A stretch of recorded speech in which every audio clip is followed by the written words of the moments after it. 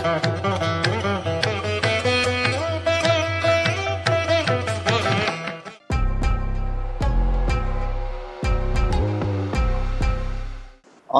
அன்பர்கள் சேனல் நேயர்கள் அனைவருக்கும் வணக்கம்.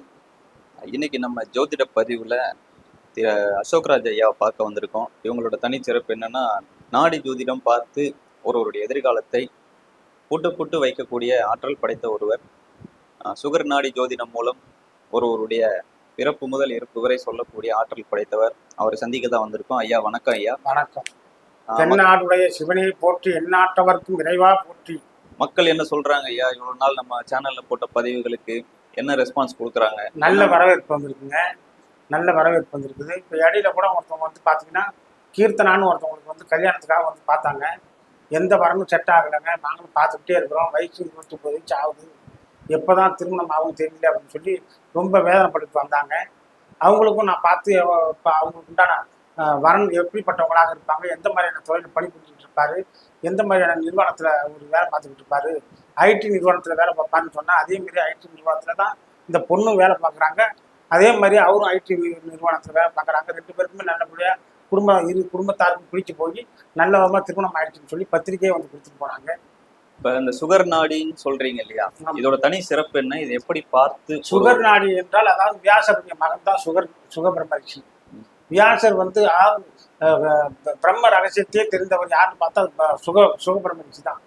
அந்த கிளியை வந்து முட்டையில் இருக்கக்கூடிய நேரத்திலேயே அந்த பிரம்ம ரகசியத்தை பூரா சிவன் சொல்ல கேட்டுக்கிட்டாரு. அதனால வந்து அந்த கிளி இப்போ இருந்துன்னா அழிவு, மக்களுக்கு அழிவு உண்டாக்கும், அது பிரம்ம ரகசியத்தையே தெரிஞ்சுக்கிட்ட கிளி இருக்கக்கூடாதுன்னு சொல்லி அதை கொள்றதுக்காக சிவபெருமான் சூலாயுதத்தை ஏற்றிக்கிட்டு போகக்கூடிய வேலையில் வியாசர் தான் எனக்கே ரொம்ப நாள் குழந்தை இல்லை, அந்த குழந்தைய நான் என்னுடைய குழந்தைய தத்து எடுத்து வளர்த்துக்கிறேன், அதனால் அந்த குழந்தை இந்த பிரம்ம ரகசியத்தை அந்த குழந்தையோடய போகட்டும், யாருக்கும் சொல்லாத அளவுக்கு நான் பார்த்துக்கிறேன் அப்படின்னு சொல்லி அந்த குழந்தைய வந்து அவங்களுடைய மனைவியுடைய கர்ப்ப கிரகத்தில் விட்டு அதன் பிறகு பாதி உடல் மனித ரூபமாகவும் முகம் வந்து கிளி ரூபமாகவும் பிறந்தாங்க. அவர் தான் சுகபிரம்மரிஷி. நாங்கள் வந்து பார்க்கறது எப்படின்னா, திருமண தடை, திருமணத்துக்காக எத்தனையோ பேர் வந்து வரன் தேடிக்கிட்டே இருப்பாங்க. சரியான வரன் அமையவில்லை. எந்த வரனை பார்த்தாலும் ஒன்று ஜாதகம் நல்லா இருந்தால் பொண்ணு நல்லா இருக்காது, பொண்ணு நல்லா இருந்தால் ஜாதகம் நல்லா இருக்காது. அப்படி வந்தவங்களுக்கு எந்த திசையில எப்படிப்பட்ட வரன் உங்களுக்கு வரன் வந்து அமைவார்கள், எத்தனை வயதில் உங்களுக்கு கல்யாணம் ஆகும், எதனால் தடைப்பட்டு போகுது, எப்போதான் உங்களுடைய வாழ்க்கையில் ஒரு திருமணமாகி மகிழ்ச்சியும் சந்தோஷமும் நிகழும் என்பதை சொல்லி ஏராளமானவங்களுக்கு சொல்லி அவங்களுக்கு பலன் நடந்து எல்லாருமே திருமணமாகி மகிழ்ச்சியோடு சொல்லியிருக்கிறாங்க. இப்ப சுகர் நாடியை பொறுத்தவரை ஒருத்தருக்கு எப்படி பார்க்கணும் ஐயா? ஏதாவது கைரேகை அந்த மாதிரி வச்சு பார்க்கணும்னு சொல்றாங்க. ஆணா இருந்தா வலது கை, பெண்ணா இருந்தா இடது கை. இடது கை பெருவர ரேகையை வச்சுதான் நாங்க பார்த்து சொல்றோம். அந்த ரேகையை வச்சு அவங்க பொதுகான பார்த்தாங்கன்னாலே பிறப்பு முதல் ஆயுள் வரை பழம் எப்படி இருக்கும், அவங்களுடைய ஆயுள் காலங்கள் எப்படி இருக்கும், என்ன மாதிரியான தொழில் செய்வாங்க, எந்த மாதிரியான வருமானம் பார்ப்பாங்க, எத்தனை வயசுல கல்யாணம் ஆகும், கல்யாணத்துக்கு பிறகு அவங்களுடைய வாழ்க்கை எப்படி இருக்கும், என்னென்ன குழந்தைகள் பிறப்பாங்க, குழந்தைகள் எப்படி வளருவாங்க, குழந்தைகள் எந்த மாதிரியான முறையில் படிப்பாங்க அப்படின்றதெல்லாம் ஆணித்தரமாக துல்லியமாக ரொம்ப விரிவாக சொல்லுவோம். அதே மாதிரி பார்த்தீங்கன்னா, அதாவது தொழில் நிரந்தரமாக அமையல, எந்த தொழில் செஞ்சாலும் எனக்கு எதிர்பார்த்த தொழிலே அமைய மாட்டேங்குது, வருமானமும் கிடைக்க மாட்டேங்குது, போட்ட முதலீடு நஷ்டமாகுது அப்படின்னு ஒருத்தவங்க வந்தாங்க. அவங்களுக்கு பார்த்தீங்கன்னா சில பரிகாரங்கள்லாம் சொன்னேன். திருவண்ணாமலைக்கு போயிட்டு நீங்கள் கிரிவலம் வாங்க, தொடர்ச்சியாக கிரிவலம் வந்து உணவு சம்பந்தமான தொழில் செய்யுங்க, நிச்சயமாக உங்களுக்கு உணவு பால் இதெல்லாம் வாங்கி சேல்ஸ் பண்ணக்கூடிய தொழில் செய்யுங்க, உங்களுக்கு நிச்சயமாக வெற்றி கிடைக்கும்னு சொன்னால் அதே மாதிரி ஒரு தொழில் தொடங்கி நல்லபடியாக இப்போ இருக்கிறாங்க. ஐயா எனக்கு என்ன எந்த குறையும் இல்லாமல் எதிர்பார்த்ததை விட ஏராளமான வரன்கள்லாம் வருமானங்கள்லாம் வந்துக்கிட்டு இருக்குது. கடன் பிரச்சனையும் முற்றிலுமாக அடைச்சிட்டேன். இப்போ தான் எனக்கு மனசுக்கு நிம்மதியாக இருக்குது. அகத்தியருடைய ஆசீர்வாதம் தான், சுகபிரம்மரிஷியுடைய ஆசீர்வாதம் தான் அவரும் சொல்லியிருக்கிறாரு. ரொம்ப நாளாக பார்த்தீங்கன்னா ஒரு அம்மா குழந்தை இல்லை, அவங்க வந்து முஸ்லீம் மதத்தில் உள்ளவங்க, அவங்களுக்கு ரொம்ப நாளாக குழந்தை இல்லை. அவங்க வந்து எங்ககிட்ட வந்து பார்த்து அவங்களுக்கு என்னதான் காரணம், எதனால் உடலில் ஏதாவது பிரச்சனை இருக்குதா, இல்லை பூர்வ ஜென்ம கர்ம பாவமா, சில பேர் செய்வனை கூட செஞ்சு வச்சுருப்பாங்க. துஷ்ட சக்தி நிறைந்த ஆலயத்தில் போயிட்டு இந்த குடும்பம் உருப்படக்கூடாதுன்னு சொல்லி எழுதி கட்டிடுவாங்க. அப்படி எழுதி கட்டினா கூட அந்த குலதெய்வத்துடைய சாபமானது அவங்களை தாக்குறதுனால குழந்தை பாக்கியமே இல்லாமல் போயிடும். அதெல்லாம் எடுத்து அந்த செய்வனைகள்லாம் அகற்றுவதற்கு என்னதான் வழியோ என்னதான் பரிகாரங்களோ எல்லாத்தையுமே சித்தர்கள் கூறியிருக்கிறாங்க. அதே மாரி செஞ்சேன். அதே மாரி அந்த செய்வனையும் எடுத்து விட்டா இப்போ அவங்களுக்கு நல்லபடியாக இப்போ கல்யாணம் குழந்தை பிறந்து சந்தோஷமாக வாழ்ந்துக்கிட்டு இருக்காங்க. இப்போ மறுபடியும் கர்ப்பமாக இருக்கிறாங்கன்னு சொன்னாங்க. ஏற்கனவே ஒரு ஆண் குழந்தை பிறந்துருச்சு, இப்போ மறுபடியும் கர்ப்பமாக இருக்குன்னு சொல்கிறாங்க. அந்த மாதிரி ஏராளமானவங்களுக்கு நல்ல பலன் நடந்திருக்கு. வெளிநாடு போகலான்னு ஒரு நபர் வந்து ரொம்ப நாளாக தீவிரமாக முயற்சி பண்ணிட்டு இருந்தார்.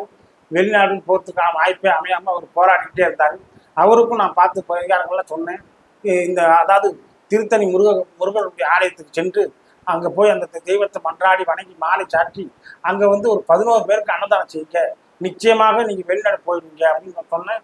அதே மாரி அவரும் பார்த்தீங்கன்னா திடீர்னு கால் பண்ணார். இந்த மாதிரி நான் வந்து கனடாவில் இருக்கிறாங்க, எனக்கு வெளிநாட்டில் வேலை வாய்ப்பு கிடைச்சிருச்சு, இப்போ மாத ஊதியமே நான் 2 லட்ச ரூபா 3 லட்ச ரூபா சம்பாதிக்கிறேன், என்னுடைய கஷ்டம்லாம் போயிடுச்சு, ரொம்ப நன்றிங்க ஐயா அப்படின்னு அவர் ஃபோன் பண்ணி சொன்னார். அந்த மாதிரி ஏகப்பட்ட பேருக்கு நாங்கள் சொன்ன பலன்கள் நடந்து எல்லாரும் மன மகிழ்ச்சி அடைஞ்சிருக்கிறாங்க.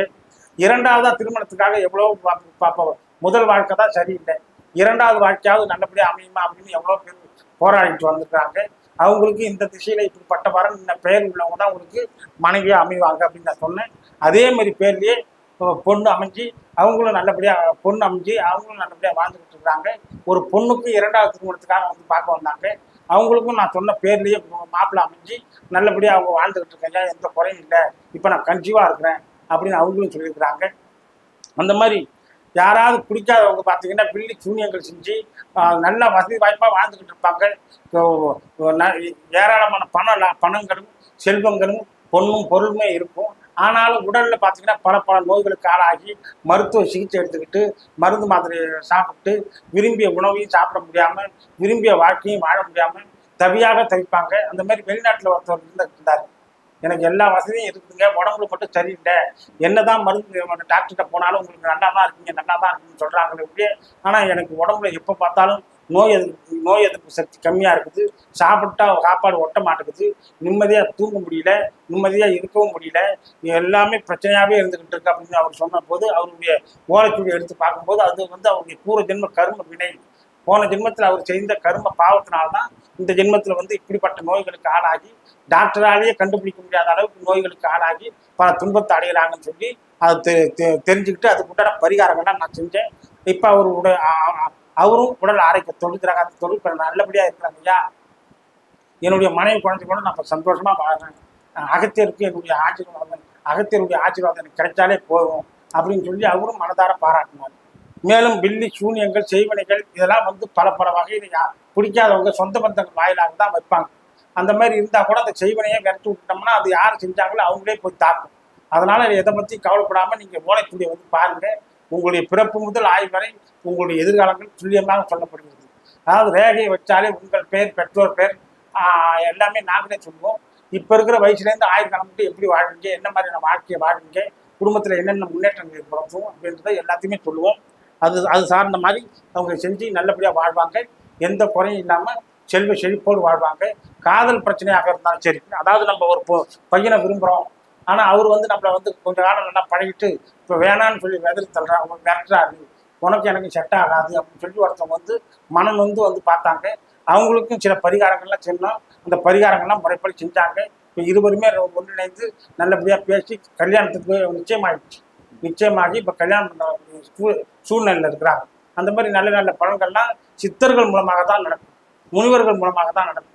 இது எங்கே வந்தாலும் இந்த ஓலைச்சூழலில் என்ன சொல்கிறாங்களோ அதன் பிரகாரம் தான் ஒரு மனிதனுடைய வாழ்க்கை நடக்கும். யாருக்கு பார்க்கணும் பிராப்தம் இருக்குதோ அவங்க தான் வந்து இந்த ஓலைச்சூழியை பார்க்க வருவாங்க. அப்படி பார்த்து அவங்களுக்கு உண்டான பலன்களை சொல்லிட்டாங்கன்னா அவங்க நிச்சயமாக அவங்களுடைய எதிர்பார்த்த பலன்களையும் எதிர்பார்த்த எண்ணங்களையும் வெற்றியை பெற்று மேன்மையோடு வாழக்கூடிய யோகத்தை அடைவாங்க.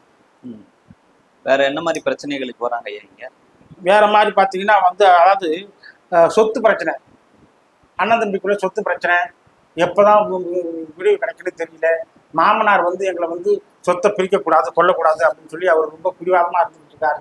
ஆனாலும் எங்களுக்குள்ள அண்ணன் தம்பிக்குள்ள ஒற்றுமை இல்லை, நிம்மதியாக இல்லை, சந்தோஷம் இல்லைன்னு சொல்லி அவங்க வந்து இங்கே வந்து பார்த்து பூஜையெல்லாம் பண்ணி அவங்களுக்கும் பார்த்தீங்கன்னா சொத்து ப்ராப்ளம்லாம் சரியாகி 2 பேருக்கும் பிரிச்சுட்டு போய் இப்போ 2 பேருமே ரொம்ப மிகப்பெரிய கோடீஸ்வரனாக வாழ்ந்துட்டு இருக்காங்க.